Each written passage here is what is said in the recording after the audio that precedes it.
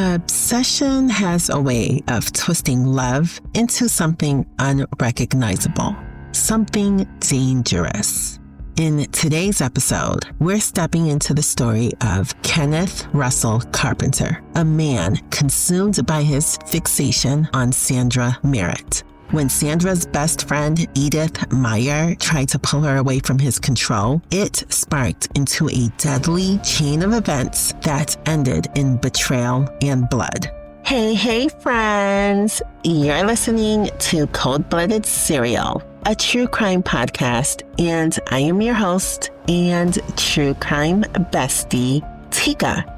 In December 2004, the life of 54-year-old Kenneth Russell Carpenter of Leominster, New Hampshire, was falling apart. He was unemployed, depressed, and to top it off, his 45-year-old girlfriend, Sandra Merritt, had recently broken up with him after dating for 11 months.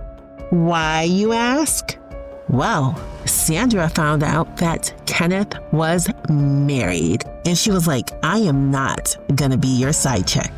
But Kenneth was like, Sandra, I need you in my life. And friends, when I tell you he went crazy, okay? So on November 30th, 2004, Sandra Merritt, his now ex-girlfriend, told a Newport, New Hampshire police officer, Michael Batista, that Kenneth Carpenter continued to bother her after she broke up with him 2.5 weeks ago. Officer Batista is like, okay, Sandy, thank you so much for sharing. Don't you worry about Kenneth anymore. I'll handle it.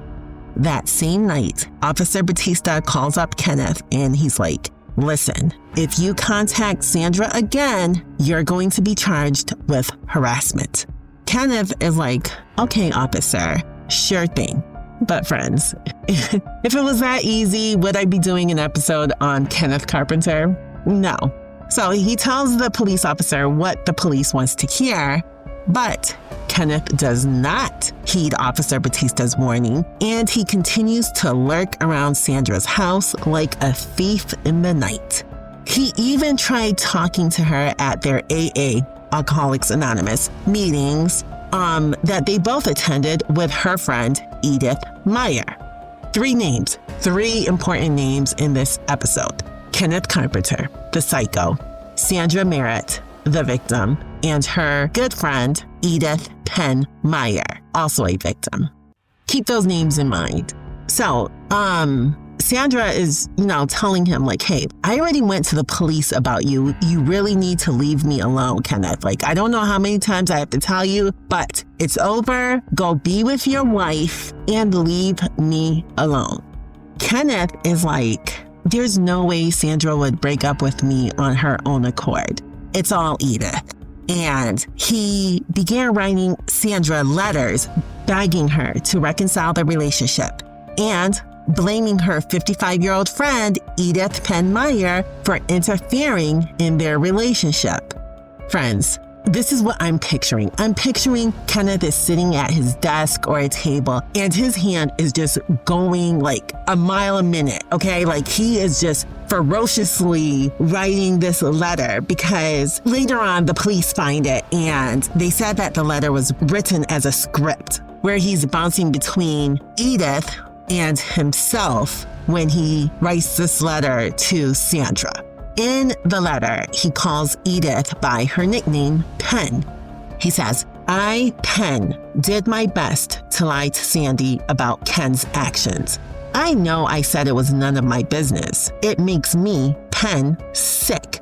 Ken would chase after Sandy of all people and not me. Friends, he also recreates a dialogue between Edith and the police that actually didn't happen. And he writes, as a police officer, do you feel in danger of violence or harm? And Edith Penn Meyer says, well, no, this isn't my relationship. It's my girlfriend's. Mind you, Edith and this policeman really didn't have this conversation, okay? 3 pages later, Kenneth writes, Penn had always seemed nice until now, where she seems to make this personal. Personal under the pretense of helping a friend. She's not your friend. Underlining the word not twice. Yeah, friends, like that was just an example from the letter. So it just lets you know like how unstable this man is. Now, we're going to fast forward a few days. It's now December 7th. Sandra once again complains to Officer Batista, the same officer as before, about Kenneth being a psycho stalker who is still calling her and sending her letters. The officer calls Kenneth up and he's like, "Hey, Kenneth, this is the second time that we told you Sandra does not want to be with you because you are a liar and a married man." I know I like to put my own spin on, what I imagine the conversation was, but no, this little script right here is exactly what the police told the news that he told to Kenneth. Yeah, he actually tells Kenneth that Sandra called him a liar and a married man and that she does not want to be with him. So, Kenneth is still like, okay. I don't even think that he ever said that he'll leave Sandra alone. I think he was just like, okay, like I understand. But things did not stop there. And things actually got so bad that both Sandra and Edith continued to make reports to the police officer for Kenneth's hostility, harassment, and stalking. So it's like, when do the police actually go to this man's house and let it be known like, hey, like we're tired of getting these complaints from these women. You really need to stop. Otherwise, shit's gonna get real, okay? Like, what the heck? How many times do these women have to make reports before the police take this serious and show Kenneth how serious they are? Well, after both Sandra and Edith reported him multiple times regarding his hostility, harassment, and stalking, Kenneth told the police that he understood and now had some closure and he will not make contact with Sandra. That was a lie because Sandra ends up filing a restraining order against him. And in the restraining order, she once again mentioned that she wanted nothing to do with him. Apparently, there's a checkbox on the restraining order form that says other relief. And in the space provided, in all caps, Sandra wrote, "Leave me alone." Poor Sandra. She is just begging for help. And the police are just doing the bare minimum to help her out. I honestly don't think that they're taking this as seriously as they should have. In a court filing regarding the restraining order, Sandra says, "He's disregarding any warning. He's been volatile towards me about these circumstances, volatile towards my friends, and I don't know what he'll do next." One thing was for sure, Sandra knew that Kenneth was going down a dark path because this man continued to grow angry. He shared that he was angry because of the fact that Sandra broke the Alcoholics Anonymous confidentiality rules by talking to police about their meetings. He was also angry at her for watching the TV show CSI with another man. Like, Sandra, how dare you? In his head, Sandra has crossed the line, okay? Like, she just disrespected him beyond all disrespect. Mind you, this man is married. He also confessed that he was most angry. Yeah, the CSI thing upset him, but this is what angered him the most. He was most angry about Sandra's friend, Edith Meyer's involvement in their breakup.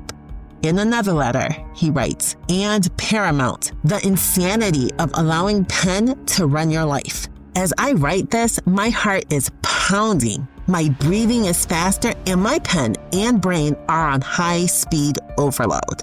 Friends, he's a psycho.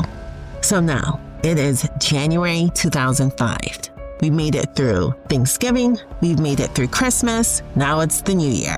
And Ken has found a way around Sandra's restraining order. Instead of stalking her, he begins stalking and scaring her friend Edith. On January 4th, 2005, he followed Edith into her driveway, but then quickly left.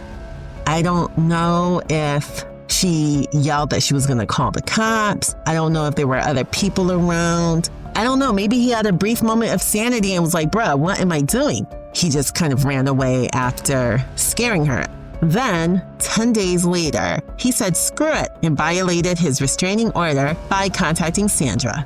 And then, 10 days after that, so now it's January 24th, 2005, he was fined $1,500 for that violation.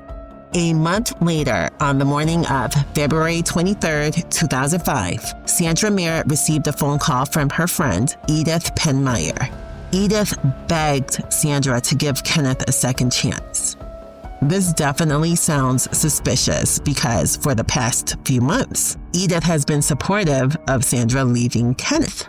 Edith was there when Sandra complained to the police. Edith was there when Sandra filed the restraining order. But now, suddenly, right after Valentine's Day, she's like, you know what? I made a mistake. You do need to be with Kenneth. And this is the last piece of advice that I'm giving you. And I hope you honor it. Go be with Kenneth. So, of course, Sandra's like, Edith, are you okay? Is he holding you hostage? What's going on? What's weird is also in this weird phone call on February 23rd, Edith mentions an accident that Kenneth had a few days before that day. Sandra ends up going to the police because she's like, I don't know what's going on, but this is all very weird. So she ends up convincing the investigators that Kenneth Carpenter was involved in that phone call. She said that there's no way her friend Meyer would have known about the accident unless he was standing with her, forcing her to make the call, and that there's no way her friend would have told her to go back to him because she's been supporting him. Because she's been supporting her throughout this whole process. Friends, after this suspicious phone call from Edith Meyer on February 23rd, 2005, Edith was never seen or heard from again. New Hampshire State Police Detective Sergeant Russell Lampson testified that Kenneth spoke to Sandra Merritt and told her that he'd spoken to God, and God had spoken to him, and that was the reason for Penn's disappearance and would be made clear to her in 2 or 3 days. Yeah, you sound guilty. Crazy, but definitely guilty. A few days later, on March 3rd, 2005, Kenneth Carpenter was arrested. Investigators found teeth that matched Edith Meyer's dental records outside of his home in a pile of charred human remains that had been covered with snow earlier. Months later, on August 4th, 2005, the grand jury indicted Kenneth for first-degree murder. 2 years later, on September 18th, 2007, the opening arguments began in which the defense attorney, Mark Sisti, argued that Kenneth couldn't have killed Edith Meyer from Goshen, New Hampshire, because he was driving out of town on the day that she was presumed murdered. The defense attorney says that on February 23rd, 2005, which was the day that Edith last called Sandra, Kenneth was heading towards Massachusetts and had been seen leaving a gas station in Claremont, New Hampshire. Senior Assistant Attorney General William Delker focused on a mountain of circumstantial evidence that links Kenneth Carpenter to her murder. Per the newspaper, a blue notebook was found under a red chair cushion in Kenneth's house showing a crude sketch in which a stick figure man is pointing a gun with a fire in the background. And based on skull fragments found in the fire pit, prosecutors say that Edith was in fact shot in the head with a .22 caliber bullet, and then her body was burned. The police also found a .22 caliber rifle wrapped up in Kenneth's jacket, which was hid inside of his shed. And they also found some of Edith Meyer's unique jewelry in a burn pile and a barrel that was used for burning.